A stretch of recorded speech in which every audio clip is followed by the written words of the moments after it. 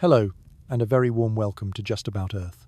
This is a place where we let curiosity get comfortable, where science slows down and takes the scenic route to slumber. Tonight, I invite you to step back with me to a moment in our planet's deep past, a time long before any human story, before the first cities were ever dreamed of. We're going to the Jurassic period. You've likely heard the name 1,000 times, probably attached to movies filled with roaring teeth and earth-shaking footsteps. But the reality of the Jurassic was so much richer, more detailed, and in many ways far stranger than what we usually see on a screen. Together, we're going to wander into that world. We're not going to rush. We're just going to let the story unfold naturally, the way a landscape reveals itself from the window of a slow-moving train. But before we truly step into that world, let's take a moment for this one, for the space you're in right now, because these journeys we take aren't just about a planet that existed millions of years ago. They're also about finding a quiet moment for yourself, right here. So, just for a second, what time is it where you are? Is the world outside your window dark and quiet, the air cooling as the day settles? Is your body already feeling that gentle pull toward rest? Or maybe it's earlier, and you've found this little island of calm in the middle of a busy day. Are you comfortable? Perhaps settled in bed, or on a favorite chair, with headphones creating a little world just for you? However you've come to be here, you've arrived at the perfect time. You've made space for this journey, and that's all that's needed. And just before we begin, if you find this kind of gentle exploration soothing, if you enjoy learning about our world without the rush, I would be so grateful if you considered liking this video or subscribing to the channel. It's a small gesture, but it helps this quiet corner of the internet find its way to other people who might also be looking for a soft place to land at the end of their day. It helps keep this path open. So, with that, let's begin to ease our way into the Jurassic. This period wasn't just a setting for spectacular creatures. It was a real chapter in Earth's history, spanning from about 201 million to 145 million years ago. Just try to wrap your mind around that expanse of time. The entirety of recorded human history, every empire that has risen and fallen, every invention, every piece of art, would be just a tiny, imperceptible flash in the long twilight of the Jurassic. It's a scale of time that's almost impossible to truly feel. And yet, if you could somehow stand on the Jurassic Earth, it wouldn't feel entirely alien. The sun would still rise in the east and set in the west. The moon would still pull on the oceans, creating familiar tides, though they would have been a bit stronger back then because the moon was closer to us. Clouds would gather, rain would fall, and rivers would carve their way through the land. You would recognize the basic rhythms of the planet, even as the details would seem strange and new. The Jurassic was the second act of the Mesozoic era, often called the Age of Dinosaurs. But that name, as catchy as it is, really sells the era short. It wasn't just about the dinosaurs. So much more was happening. Plant life was evolving and spreading across the continents. The oceans were teeming with life forms that have long since vanished. The continents themselves were in the middle of a slow, powerful breakup, rearranging the face of the planet into the one we know today. Volcanoes were building mountains, and powerful storms were sweeping across vast, empty coastlines. It was a time of planetary restlessness, and all of life had to be just as restless to keep up, constantly adapting and changing. Imagine stepping into that world. The very first thing you'd feel on your skin is the warmth. This was a greenhouse Earth, much warmer than our world today. There were no permanent ice caps at the poles. The air itself would feel different as you breathed it in, thicker, heavier with moisture. It would be a profound, deep humidity that clung to everything. All around you would be forests, but not of the oaks and maples you might know. These were ancient forests of conifers, cycads, and ferns. Towering trees with thick, resinous trunks reached for the sky, their needles forming a dense canopy. Below them, strange-looking cycads stood in clusters, with their stout, palm-like trunks and stiff, feather-like leaves.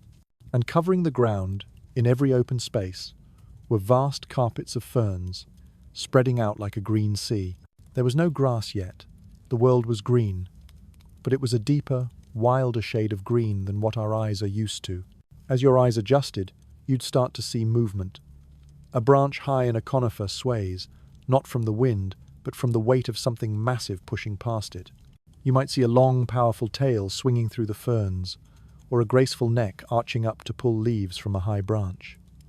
The dinosaurs were here, of course. But they weren't all titans. Many were small, quick creatures that darted through the undergrowth, their movements swift and sudden, and it wasn't just them. Insects buzzed in the humid air. Tiny, shrew-like mammals, our own distant ancestors, scurried through the shadows, mostly hidden from view. And in the trees, the first true birds were beginning to test their feathered wings. In the oceans, not too far away, life was just as vibrant. Plesiosaurs with their impossibly long necks glided through the water, while sleek dolphin-like ichthyosaurs hunted in the depths. The world was in constant motion, a complex web of life from the colossal to the microscopic. And that's the part that often gets missed. We imagine the Jurassic as a grand spectacle, a parade of giants. But it wasn't a performance. It was a living, breathing ecosystem. It had predators and prey, cycles of growth and decay, and daily struggles to find food, to reproduce, and to survive. Every single creature, no matter how large or small, was just one part of that intricate system, and none of them knew they were special. To a dinosaur, life was just life. They had no idea that their bones would one day become fossils, studied by strange, upright mammals in a future they couldn't possibly imagine. They just lived. They woke, they ate, they searched for mates, they slept. It's a strange thought, but a grounding one. The towering dinosaurs of your imagination never knew they were dinosaurs. They were just animals, living inside the conditions of their world, just as we live inside ours. And in that, we can recognize something deeply familiar. Life, no matter the form it takes, is always just trying to keep going. That's what makes the Jurassic not just a collection of fossils, but a living story we can still feel today. As we step deeper into this ancient world, the first thing we need to do is get our bearings. The Earth, around 200 million years ago, looked very different from the globe we know. We're used to seeing our planet as a familiar puzzle of continents, each with its own distinct shape. But the Jurassic Earth was still in the middle of a grand, slow-motion transformation. For millions of years, most of the world's land had been locked together in one enormous supercontinent, a colossal landmass that we call Pangaea. Imagine it, a single, sprawling continent stretching across the globe, surrounded by a single, immense ocean. But by the time the Jurassic period began, this giant was starting to break apart. Cracks were forming, slowly but surely pulling apart the land that would one day become the continents we recognize. The Atlantic Ocean, for instance, was just being born. It wasn't the vast expanse of water it is today. It was more like a series of narrow, shallow seas pushing their way between the drifting pieces of Earth's crust. If you could have floated above the planet back then, the view would have been both familiar and deeply strange. To the north, the land that would become North America was just beginning to peel away from Europe and Africa. To the south, the massive block of land we call Gondwana, which included what is now South America, Africa, Antarctica, India, and Australia, was still mostly intact. This great southern continent stretched across a huge portion of the globe, a landscape of deserts, forests, and endless coastlines. This continental breakup wasn't a sudden, violent event. It was a slow, deliberate process that unfolded over tens of millions of years. But you could see the evidence of it on the ground. Long, deep cracks in the earth, known as rift valleys, were opening up. Volcanoes were common along these rifts, pouring out rivers of basalt that reshaped the land. For the creatures living there, these changes weren't about a shifting world map.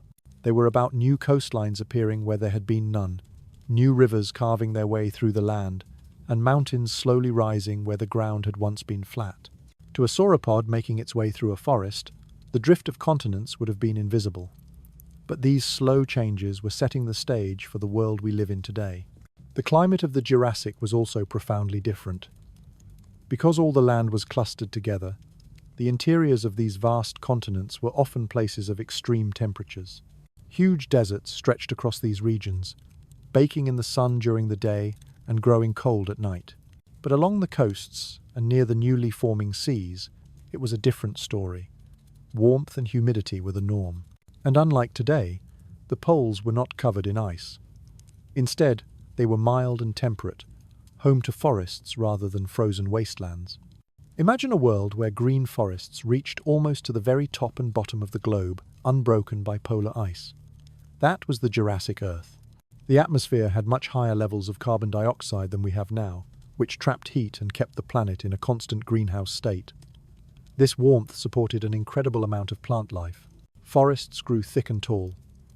Conifers, ancient relatives of today's pines and redwoods, dominated the landscape. Beneath them, ferns carpeted the ground in dense green mats, especially in the more humid areas. Cycads, with their thick trunks and stiff, crown-like leaves, were everywhere. And along rivers and wetlands, horsetails grew in dense thickets, their hollow stalks reaching heights that would dwarf their modern relatives. But before we even get to the animals, it's worth pausing to really picture this scenery. Without any grass, the world looked fundamentally different. There were no open meadows or vast grassy plains. Instead, you had what scientists call fern prairies, low, green carpets of ferns covering the open land. In the drier regions, the landscape was dotted with cycads and conifers, their distinct shapes standing out against the sky. The world was a patchwork of different shades of green, structured in a way that would feel alien to our modern eyes. Rivers and lakes were scattered across these landscapes. Some were permanent, while others appeared and disappeared with the seasons. Along their shores, life gathered, just as it does today. Small animals came to drink, predators followed, and the moist soil was a perfect place for plants to take root. Meanwhile, the oceans were their own world of drama. The single great ocean that surrounded Pangaea, called Panthalassa, still covered most of the globe. But as the supercontinent split apart, new seaways were forming. The Tethys Ocean, which lay between the northern and southern landmasses, was a particularly important body of water. It was warm, shallow, and filled with nutrients, making it a perfect cradle for marine life. Coral reefs were expanding within it, creating vibrant habitats for fish and countless other creatures. And in these waters, marine reptiles prowled, hunting with incredible speed and power. The Jurassic oceans were anything but empty. The air itself felt different too. It was heavy with moisture, a richness you could feel on your skin, and it was filled with a constant chorus of sound. The buzz of insects, the calls of amphibians in the wetlands, and the distant echoing calls of dinosaurs. And the sky was not empty either. Pterosaurs, the flying reptiles of the age, soared on leathery wings, their cries mixing with the sounds from below. At night, the sky would have been filled with the same stars we see today, though arranged in different patterns. The Milky Way would have stretched across the darkness, a brilliant, shimmering band.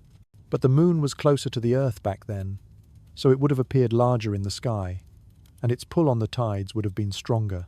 Along the coasts, the rhythm of the waves crashing on the shore would have been a constant, powerful presence. It's easy to think of this world as completely alien, but the more you let the details settle in your mind, the more you start to see the familiar patterns. Rivers, forests, storms, tides, animals searching for food, parents protecting their young. These are the timeless rhythms of life on Earth. The species were different, the continents were in different places, but the fundamental principles of life were the same. And that's what makes it possible for us to imagine this lost world.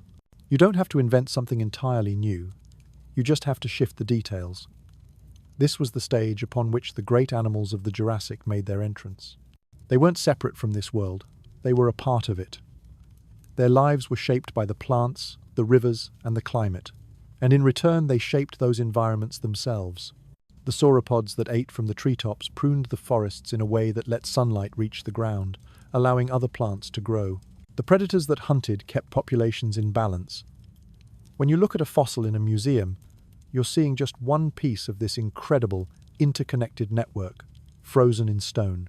But in life, it was all connected. The Earth of 200 million years ago wasn't just the setting of the Jurassic, it was the force that created it. When you think about Earth during the Jurassic, one of the most important features to understand is the climate. The entire world was warmer than the one you know today, and it wasn't just a matter of having hotter summers. The planet was operating under what scientists call greenhouse conditions. That meant higher average global temperatures, no permanent ice caps at the poles, and an atmosphere with much more carbon dioxide than you're breathing right now. This setting shaped every forest, every shoreline, and every creature that lived during that time. Without it, the dinosaurs you picture in your mind would never have been able to grow so large, and the plants that filled the landscapes would never have reached such incredible heights. So, What does it mean to call the Jurassic a greenhouse world? Simply put, the concentration of greenhouse gases, like carbon dioxide, in the atmosphere was significantly higher. Some estimates suggest it might have been 4 to 5 times higher than pre-industrial levels. This layer of CO2 acted like a blanket, trapping more of the sun's heat in the atmosphere. The result was a global average temperature that stayed consistently warm. It wasn't just that the summers were hot, the winters were incredibly mild. Even in regions close to the poles, the planet had a much smaller temperature difference between its warmest and coldest zones. This created a kind of global warmth that made it possible for forests to stretch far into the high latitudes, into places where today you would only find tundra or ice. Because of this, the Jurassic Earth had no permanent polar ice sheets. Imagine Antarctica, not as a continent buried under miles of ice, but as a landmass covered in forests of conifers and ferns. Imagine the Arctic Circle, not as a frozen wasteland, but as a place with enough vegetation to support dinosaurs and other animals. This doesn't mean there were no cold spells or variations. There were still cooler seasons, dry periods, and powerful storms. But the overall picture was of a much warmer and greener world, right to the very edges of the globe. This greenhouse climate also meant that sea levels were higher than they are today. With no vast ice caps locking up water, more of it was in liquid form, filling the oceans and causing them to spread farther inland. Shallow seas covered large parts of the continents, creating new coastlines where marine and terrestrial ecosystems could meet and mingle. These shallow seas were warm and full of nutrients, feeding vibrant coral reefs, shellfish, fish, and the great marine reptiles. They also became hunting grounds for pterosaurs and other animals that lived along the edges of the land and water. The rhythm of the tides and waves was a central part of life for countless species. Rainfall patterns were different as well. With warmer oceans, more water evaporated into the air, making the atmosphere heavy with moisture. This led to heavy seasonal rains in many regions, particularly near the coasts. Some inland areas were still dry, even arid, but the planet as a whole leaned toward being wetter. Lush forests grew in zones with reliable rainfall, while deserts stretched across the deep interiors of the continents where moisture rarely reached. Humidity was another defining feature of this greenhouse world. If you could walk through a Jurassic forest, the air would feel thick and heavy. The warmth, combined with the moisture, would press against your skin and fill your lungs with each breath. It would be the kind of climate where plants thrive, their leaves constantly covered in a thin film of moisture, making photosynthesis incredibly efficient. This atmosphere created environments that could sustain enormous animals. When you look at a fossil of a sauropod, stretching over 20 meters in length, part of the reason such a creature was possible lies in the climate that supported an endless supply of plant matter. The air of the Jurassic was not just warm and wet, it was also richer in oxygen at times. While CO2 levels were high, oxygen levels were also sometimes higher than they are today. This made breathing more efficient for large, active creatures that needed massive amounts of energy. The combination of warmth, moisture, and oxygen created a supportive environment for both the smallest insects and the largest giants.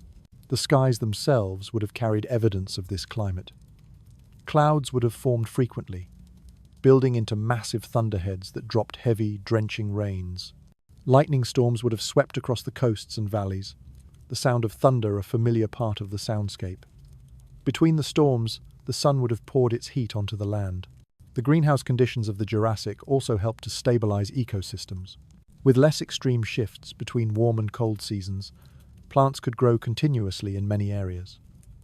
This meant a steady food supply for herbivores, which in turn meant a steady supply of prey for predators. It doesn't mean life was easy, competition was fierce, but the climate provided a reliable framework for life to flourish.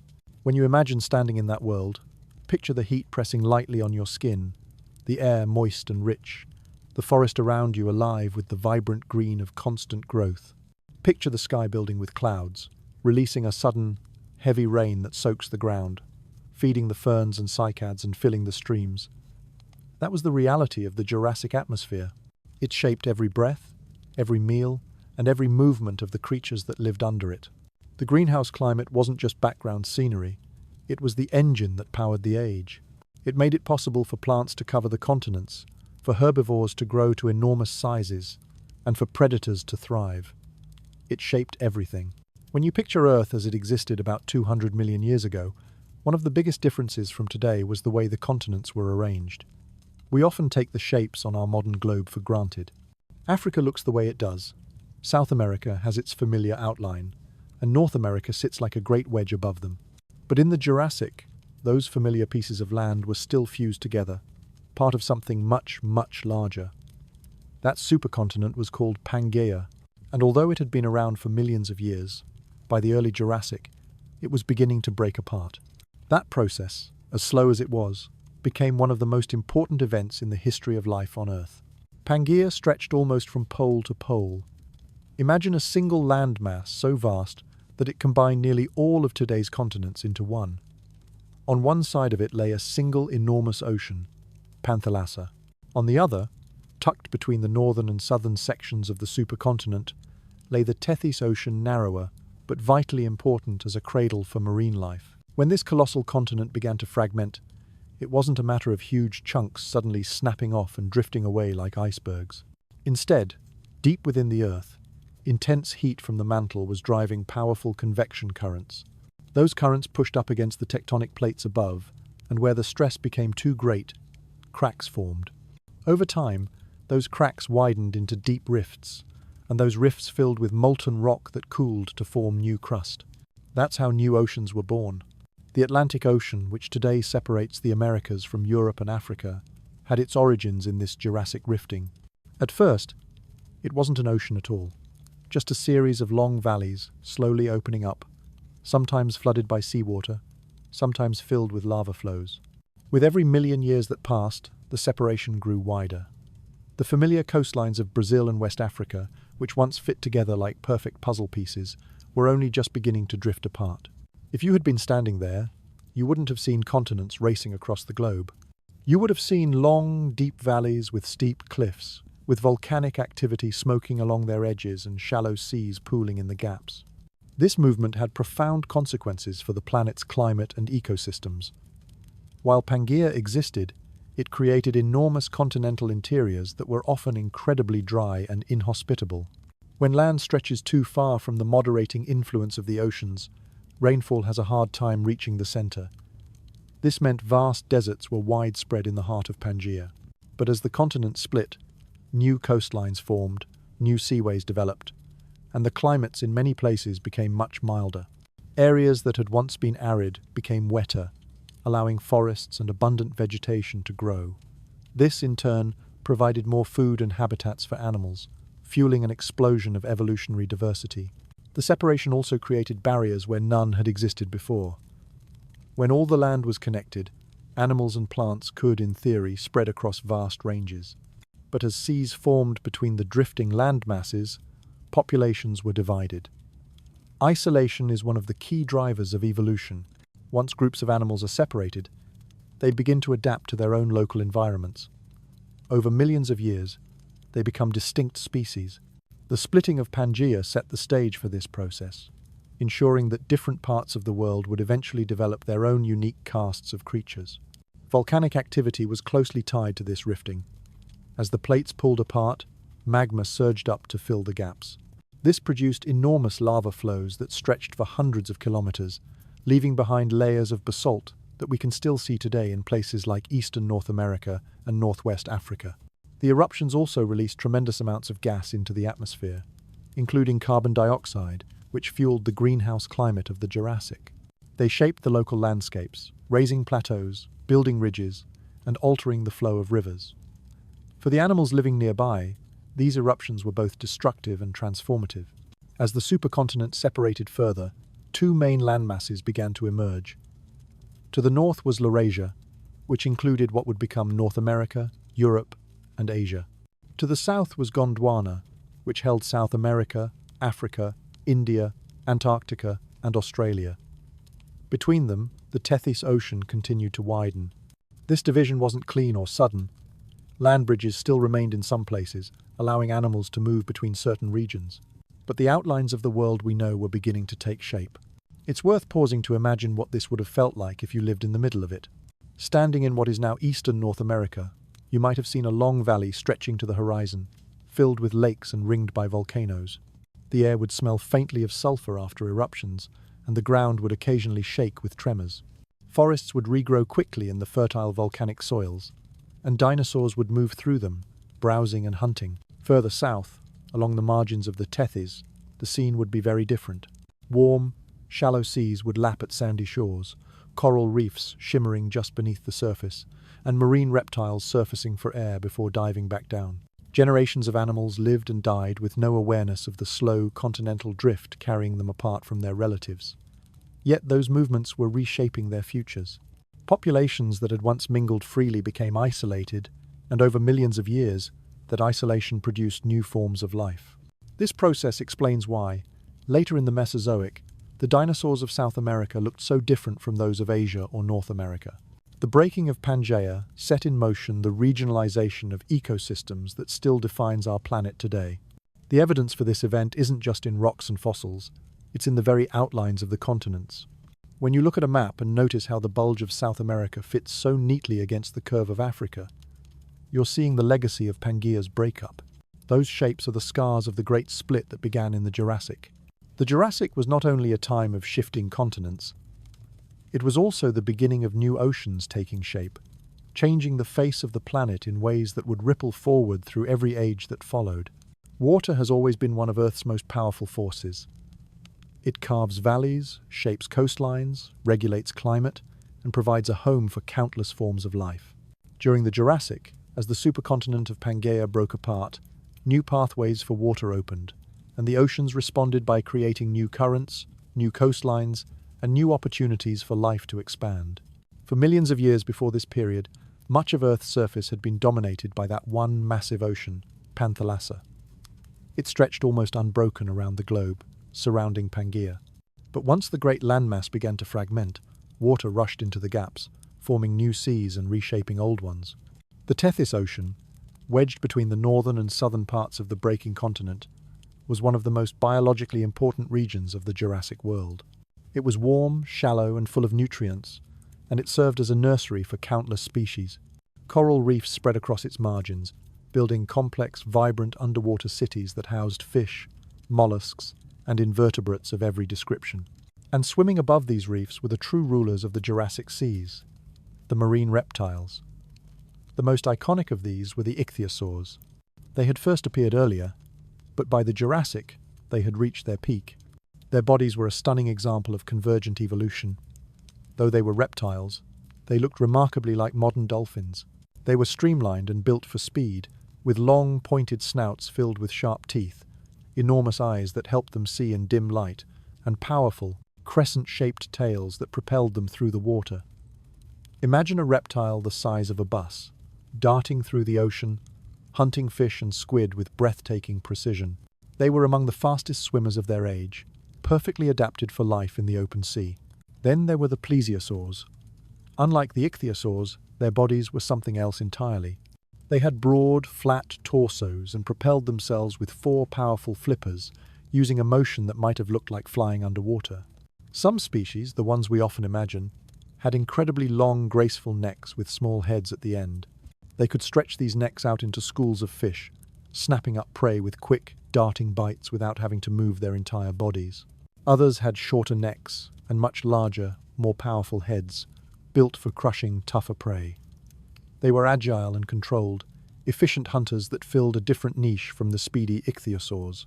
But among the most fearsome marine reptiles of all were the pliosaurs.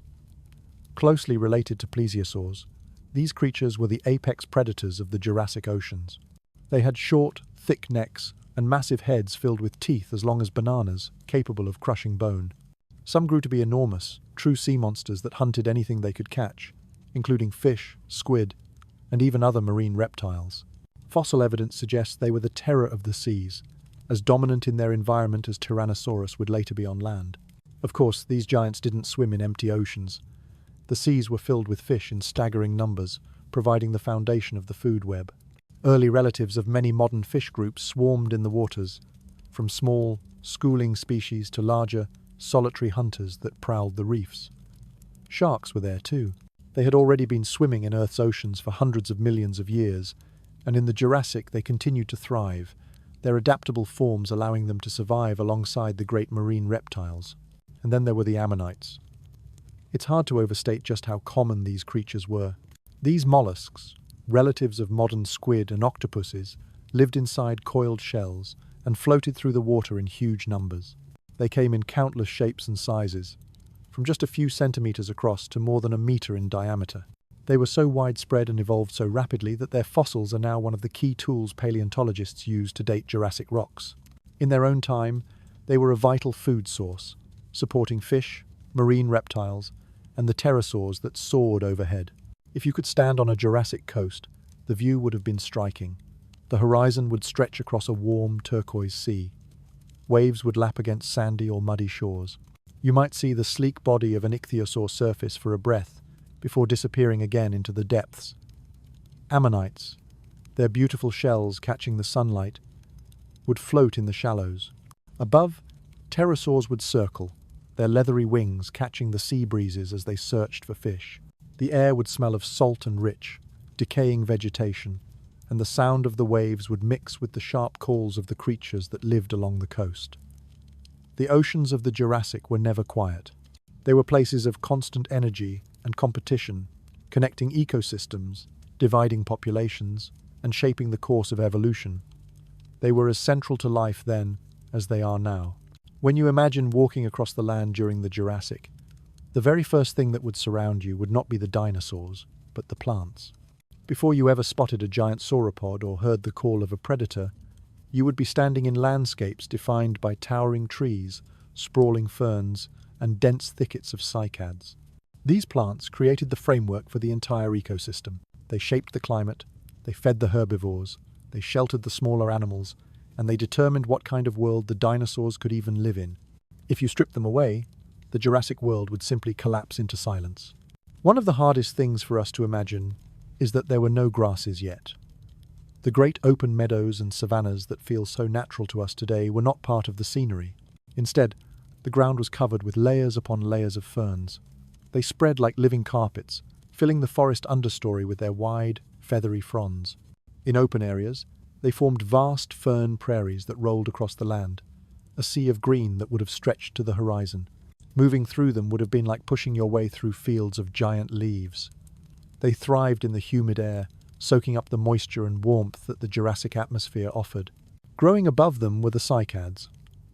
These plants were unlike anything most people are used to today, though a few species still survive in tropical regions. Cycads look a bit like palm trees, with stout, thick trunks and a crown of stiff, feather-like leaves radiating from the top. In the Jurassic, they came in all shapes and sizes, from small clusters dotting the landscape to larger trees whose crowns reached overhead. They reproduced using large cones rather than flowers, because flowering plants had not yet evolved. Their tough, leathery leaves and protected seeds made them resilient, able to survive even in environments filled with massive herbivores. And then there were the conifers, the true giants of the Jurassic forests. These were the ancestors of today's pines, spruces, and redwoods, and some of them were immense, reaching heights of more than 100 feet. Their straight, tall trunks and branches covered in needles dominated large areas of the landscape. They were the backbone of the Jurassic plant world. Walking into one of these ancient conifer forests would have been an overwhelming experience. The sheer scale of the trees would make you feel incredibly small, with trunks wider than a person's arms could reach, stretching up into a dense canopy that blocked out much of the sky. The air under these trees would be cooler and damper, filled with the rich, earthy smell of resin and decaying needles. The sounds of animals would echo between the giant trunks, but the plants themselves created the structure that everything else depended on. Another common plant, especially in wet areas, was the horsetail.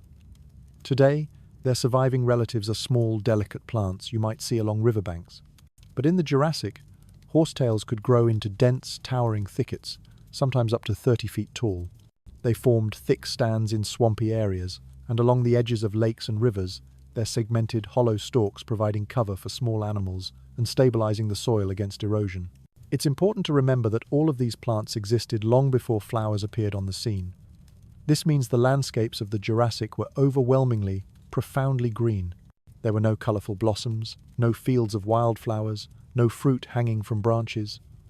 The seasonal changes were subtle. Most plants were evergreen, so the forests didn't blaze with reds and yellows in the autumn. The world was 1,000 different shades of green, from the deep, dark needles of the conifers to the bright, new fronds of the ferns. These forests were more than just scenery.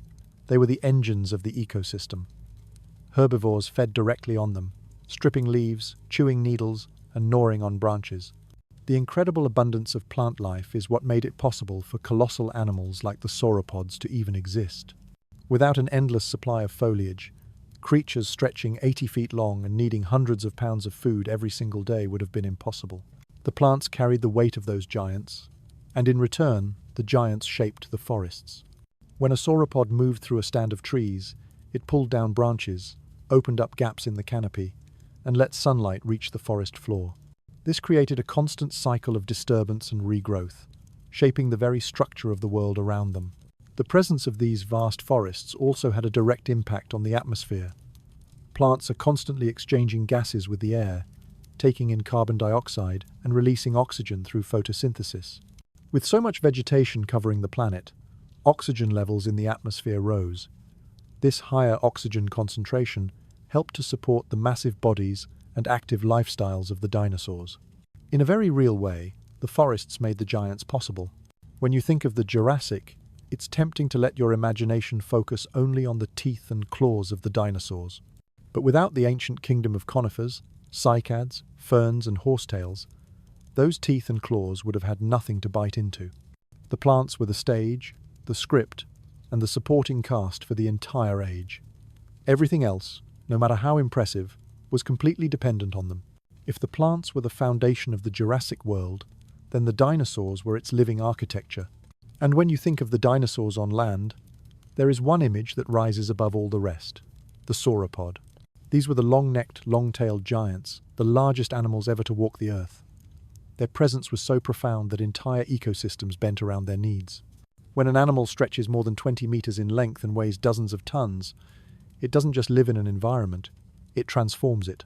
The most familiar sauropods include names like Brachiosaurus, with its giraffe-like posture and high-arching neck, and Diplodocus, with its long horizontal body and whip-like tail. Their bodies were masterpieces of biological engineering. Their necks were extraordinarily long, allowing them to reach vegetation far above the ground, tapping into food sources other animals couldn't touch. Their bodies were massive, supported by 4 thick, pillar-like legs, and their small heads were equipped with simple, peg-like teeth designed for stripping leaves, not for heavy chewing. Most of the work of breaking down tough plant matter happened inside their enormous digestive tracts. Feeding was the center of their entire existence. A full-grown sauropod needed to eat hundreds of pounds of vegetation every single day just to survive. This constant need for food meant they were always on the move, likely traveling in herds. Fossilized trackways, preserving their footprints in ancient mud, show parallel lines of tracks, suggesting that these giants moved together in coordinated groups. Traveling in herds offered protection, especially for the young. A single, small sauropod would have been vulnerable, but surrounded by a wall of massive adults, it was much safer. Their sheer size was their greatest defense. A healthy, full-grown sauropod would have been nearly impossible for even the largest Jurassic carnivores to bring down. Predators likely targeted the young, the old, or the sick, because an adult in its prime was simply too big to challenge. As these herds moved through the forests, they were like living bulldozers, knocking down trees, clearing pathways, and opening up gaps in the canopy. They were ecosystem engineers, constantly reshaping the world around them. But the sauropods weren't the only giants. Sharing the landscape with them was another iconic Jurassic dinosaur, the Stegosaurus. Stegosaurs had a completely different survival strategy. They couldn't rely on overwhelming size, so they relied on defense. Their most famous features were the 2 rows of large, bony plates running along their backs and the 4 sharp spikes at the end of their tails. The exact function of the plates is still debated. They may have been for display to attract mates, or perhaps to help regulate body temperature, but the purpose of the tail spikes is clear. This weapon, officially nicknamed the Thagomizer, could be swung with deadly force, and fossil evidence of puncture wounds on predator bones proves just how effective it was. If the sauropods were the gentle moving mountains of the Jurassic, the stegosaurs were its armored tanks. They were low-browsing herbivores, feeding on ferns and cycads, their small heads close to the ground. They likely lived in groups as well, where their combined defenses would have made them a difficult target for any predator. and there were certainly predators. At the top of the food chain on land was the formidable Allosaurus. This was the apex predator of the late Jurassic, a powerful carnivore that reached lengths of up to 12 meters. Its skull was large but surprisingly light, and its jaws were lined with long, serrated, dagger-like teeth designed for slicing flesh. Its arms were strong, tipped with 3 sharp claws for gripping prey, and its powerful legs and long balancing tail made it both fast and agile. Allosaurus was a versatile and opportunistic hunter. Fossil evidence, including bite marks on sauropod bones, shows that they were capable of tackling very large prey. They may have hunted in groups to bring down young or weakened giants, using repeated slashing bites to wear their targets down. But they were also scavengers. In a world where survival was never guaranteed, an Allosaurus would not have passed up an easy meal from a carcass. Bone beds containing the remains of dozens of individual allosaurs suggest they were common and successful, thriving for millions of years. Imagine the daily drama of this world. A herd of stegosaurs moves slowly across a fern prairie, their plates catching the afternoon sunday. An Allosaurus watches from the edge of a conifer forest, calculating its chances. It knows that a direct attack on a healthy adult could be fatal. It must wait for a moment of weakness, for a young one to stray, or for an older individual to fall behind. The herbivores are on constant alert, their survival depending on group cohesion and vigilance. The predator is patient, its survival depending on timing and strategy. This was the balance of the Jurassic, a constant high-stakes dance between the hunted and the hunters, a planetary arms race where every adaptation, from a longer neck to a sharper tooth, could mean the difference between life and death. While the great dinosaurs defined the scale of the Jurassic, the world was also filled with countless smaller creatures, tiny travelers who are often overlooked but were just as vital to the balance of the ecosystem. In the shadows of the giants, a different kind of story was unfolding, one of quiet survival, adaptation, and the beginnings of lineages that would one day inherit the Earth. Among these were our own distant relatives, the first mammals. Long before the age of mammals would dawn, they were already here, but they were nothing like the forms we know today. Most Jurassic mammals were tiny, about the size of a mouse or a shrew. They were built for a life of stealth, many of them active only at night, taking advantage of the darkness when the great dinosaurs were less active. Their survival strategy was simple: stay small, stay hidden, and stay out of the way. Fossils show they had fur for insulation, and their teeth were already becoming specialized for chewing insects or other small prey. By avoiding direct competition with the dinosaurs, they carved out a safe niche for themselves in the undergrowth, a world of burrows, roots, and shadows. The air, the water, and the land were also teeming with insects. Dragonflies with shimmering wings hovered over wetlands, beetles scuttled across decaying logs, and wasp-like insects buzzed through the forests. They were the great decomposers, breaking down dead plants and animals and recycling nutrients back into the soil. And just as importantly, they were a crucial food source for countless other animals, from the first birds to the small mammals and reptiles. The constant, low hum of insects was the background music of the Jurassic. But perhaps the most significant new arrivals were taking to the skies. While the pterosaurs were the undisputed masters of the air, another evolutionary experiment was just beginning. This was the dawn of the birds. The most famous of these early birds is Archaeopteryx. Fossils of this incredible creature show a perfect blend of features from two different worlds. On one hand, it had feathers and wings, the clear hallmarks of a bird. On the other, it still had teeth in its jaws, claws on its wings, and a long bony tail, features that were unmistakably dinosaurian. It was a creature caught in transition, a living snapshot of evolution in action. These first birds were likely not graceful flyers. They may have used their wings for short, clumsy flights or for gliding from tree to tree. But they were a beginning, the start of a lineage that would not only survive the dinosaurs but would go on to conquer the skies of the entire planet. And so, as we begin to drift back from this ancient world, the distance between then and now feels both immense and surprisingly small. 200 million years is a stretch of time, so vast it's hard to comprehend. And yet, the animals and plants of that time still echo in the world around you today. The birds you see outside your window are the direct descendants of those small, feathered dinosaurs. The crocodiles basking on riverbanks carry a body plan that was already ancient in the Jurassic. The deep forests of conifers you might walk through today are part of a lineage that stretches all the way back to those primeval woods. The Jurassic isn't truly gone. It's been folded into the present. The lesson of this lost world is one of balance and resilience. Life was a constant negotiation between predator and prey, between growth and decay. It was tested by volcanoes, by storms, and by the slow, unstoppable drift of the continents. And yet, life endured. It adapted. It found a way. The fossils are the voices that speak to us across that immense gulf of time. A single dinosaur tooth tells a story of a predator's life. A footprint in stone tells a story of a herd on the move. A delicate fern frond, preserved forever, tells a story of sunlight and photosynthesis from a time before humans were even a dream. These traces remind us that the world has been alive for far, far longer than we have been here to witness it. And now, as our journey comes to a close, let the images of this world settle gently in your mind, the deep, resonant call of a sauropod echoing through a valley. The rustle of ferns as a small mammal scurries through the undergrowth, the sight of a plesiosaur's long neck breaking the surface of a warm, turquoise sea.